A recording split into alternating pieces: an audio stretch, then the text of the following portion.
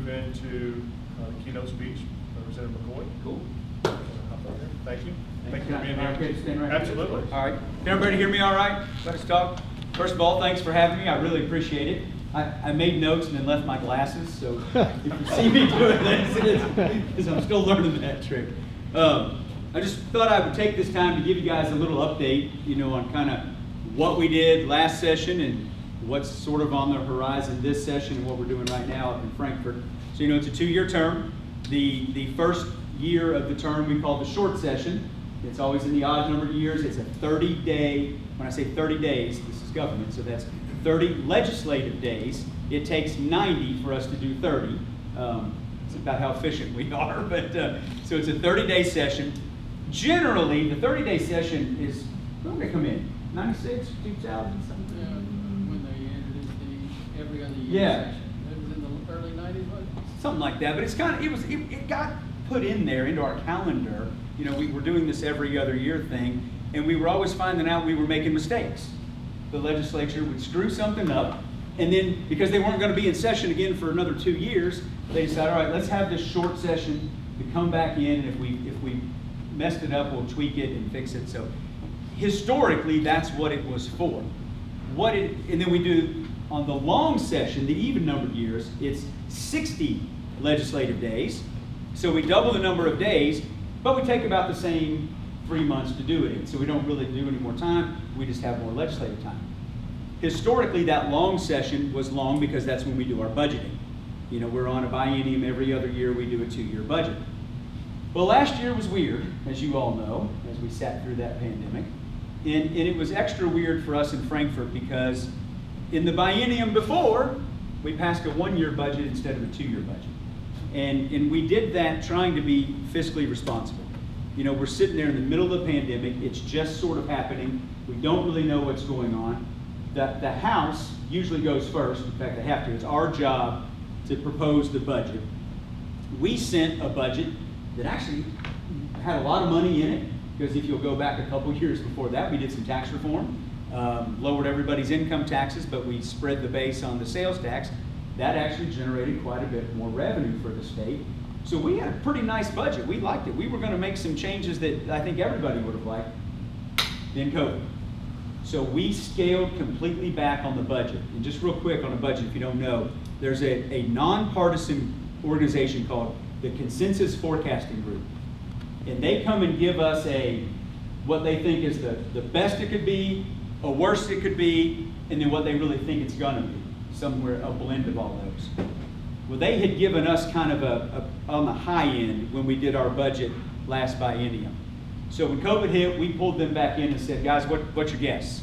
And everybody said, we don't have a clue. It would literally be a guess. So we backed up, did the 1 year, which leads us to the 30-day session we just finished. 30 days, and we had to do a budget, which is tough. It was extra tough because we all had to wear masks. We all had to social distance. We couldn't have anybody in the committee rooms. We couldn't have anybody in the Capitol. Couldn't have anybody in the annex. So it made getting public input quite tough. But I'll tell you, surprisingly, because governments, we like to spend money. We can spend it fast, and we can spend all of it. We didn't. We made a really good budget. We didn't spend hardly anything. We took what we had the year before and even sort of stepped back from there. And we've now got more money in our rainy day fund than we ever have. And I think you're going to see, as we go through this next year, it's going to really skyrocket on the rainy day fund.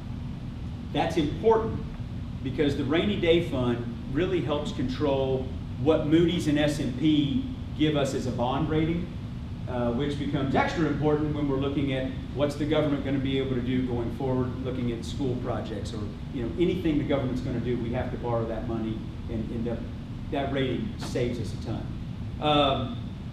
The other problem with the budget this year, you guys have seen it at the federal level, apparently they have a money machine that just makes money up there, and they're giving it away like it's candy on Halloween, and they were offering billions and billions of dollars to everybody. So there was a lot of pressure from folks around the state saying, yeah, why don't you give us some of that?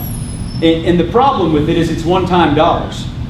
So the big push was everybody wanted us to give raises. Well, I would love to give raises, but if we give a raise this year based on one-time dollars, where's that money going to come from next year? And some people don't think about it. You give a raise, which is great, but that also means your pension costs just go up as well. So the one-time dollars, I think we did a good job of allocating them, and it was kind of an important fight. You know, the governor wanted to get his hands on it, and there was a big question as to whether we were going to be able to tie him up so that he couldn't spend the money. And so I think, knock on wood, we've got him locked at this point. So we allocated a lot of that one-time money to some great projects. First and foremost, water infrastructure.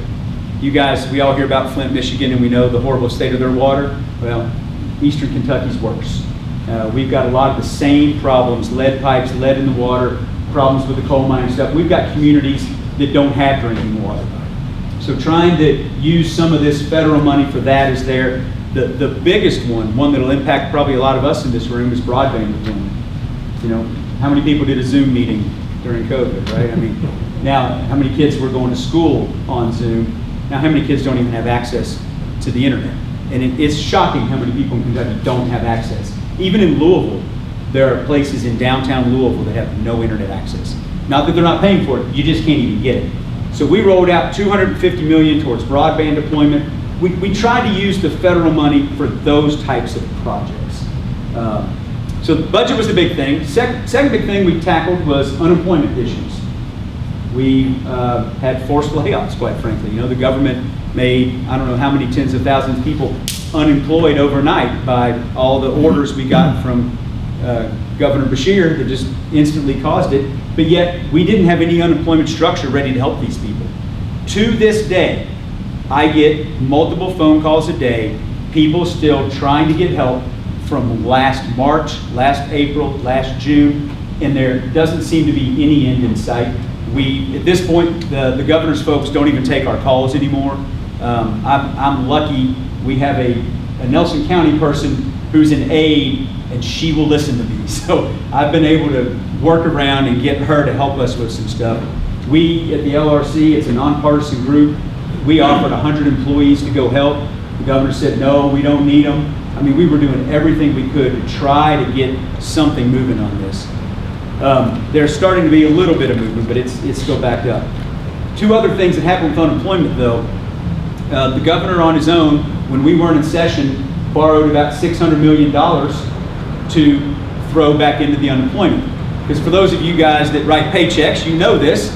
Every month when you write a paycheck, you got to put some of that money goes back into the unemployment fund, so that if somebody gets laid off or loses their job, they can dip into it. Well, with the pandemic, the governor opened up unemployment to everybody. So all these people who had never put into the system, they were allowed to come take out of the system. So the system drained down to zero overnight. He borrowed $600 million. Fortunately, we were able in this budget to pay that money back. So that was a huge savings for us. The second thing, though, is, again, if you're an employer, you know this, we're all ranked A through F based on the state of the economy in your area as for what your unemployment rates are going to be. Unemployment was great here in Kentucky. We had some of the lowest unemployment in the history of the country and definitely the Commonwealth coming into March of last year. And then when COVID hit, we dropped to some of the worst. Well, that moved us from an A rating to an F rating. And what that meant was, starting this year in June, every business in this state was going to have to pay an extra penalty on unemployment. So we figured out some ways that we were able to basically buy down that rate increase and at least hold it off, so we could prove to the unemployment folks that we've now got it under control. Keep your fingers crossed that that holds, so that when we get back in there in January, we'll be able to make sure there's not a huge increase to all of our employers. Because that could be horrible. The next big thing we dealt with was emergency powers. Everybody across the country, I don't care if you got an R behind your name or a D behind your name, one thing you learned was that governors went for it and grabbed all the power they could get. Every single one. I went to a leadership conference of other legislatures who are in leadership. We got together, and it was the #1 topic, is how do we rein in our governor? How do we get control? Because we're the voice of the people, not this dictator up there. So we passed in the House, House Bill 1. It's our priority bill. It was a bill that dealt with the pandemic. what could we do to get businesses open, to get them open immediately? And it was really a good bill. We had a system set up where I don't care what the governor said, if you've been shut down, you can reopen as long as you post on the wall what it is you're doing, so that you guys as consumers can walk up to that restaurant and be like, yeah, I like what they're doing, I'm willing to go in there, I know ahead of time. It put it back on us to make good decisions for ourselves, not the government telling us what they think we ought to do. The Senate passed Senate Bill 1 and Senate Bill 2. They go together. One dealt with emergency executive orders and one dealt with emergency regs. But what we said in those two bills was that nothing could last more than 30 days without bringing the legislature back in, so that we got the voice of the people and the input. So all three of those, and there was a House Joint Resolution as well, all of those basically would have taken back control, except that immediately we got sued. The governor sued us and said these bills are unconstitutional. We then kind of got, I don't know if you guys have watched any of these court fights. If you are a Republican who gets sued in Frankfurt, you just lost. That's the rule. I mean, it's just that simple. And so, unfortunately, the law used to say, anytime you're challenging the constitutionality of a bill, you have to sue in Frankfurt, which means you lose. So we also changed that law this year. And it was something that to the average person, you're not going to know we did that. To the lawyers in the room, it's a huge deal. We are now able to challenge the constitutionality of a law right here in Nelson County if we want to, or in Todd County, or lots of other places. So now with that going on, we've had a bunch of circuits rule that our bills are good, they should be upheld. The Supreme Court has now taken it all up together, and who knows what they're going to do. My fear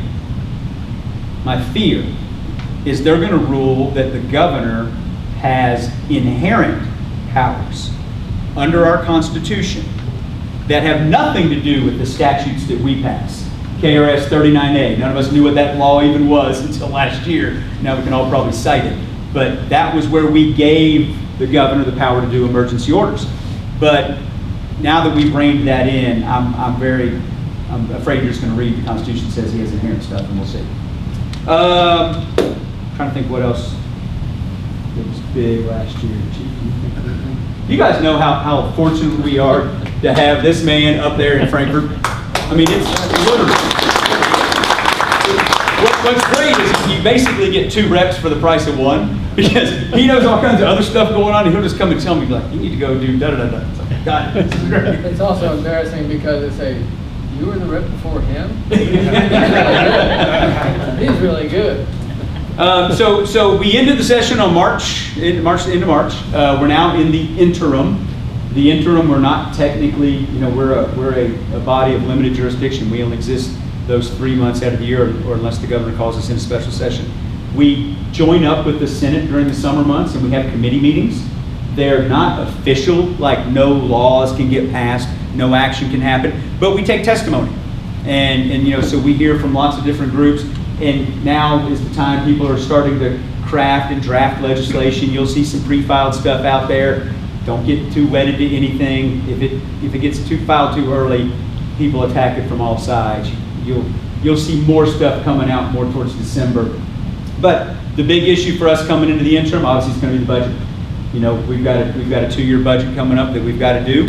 We're sitting actually in a better than we thought financial situation, but I think it's possibly kind of artificial. A lot of our revenue right now is from sales tax on money that the federal government gave people. Well, that money's about to end. And when that money ends, where is that economy really? I don't know if you saw the Wall Street Journal today, but the Fed's changed their forecast on inflation. I think we're going to be looking at 3% a year for the next 3 to 5 years. We haven't seen that since the 80s.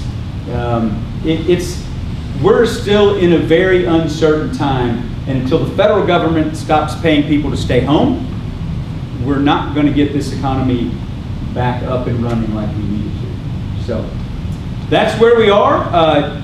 From the bottom of my heart, thanks for having me here. If anybody wants to come visit in Frankfurt, I think we're open now. So holler at me. I'm up there for committee meetings, and definitely when we're in session. It's always a good field trip to come up, and I know somebody can get you good seats on the somewhere in there, and we'd love to have you. Thanks, Chad. Thank you. Appreciate it. Thanks, Brad.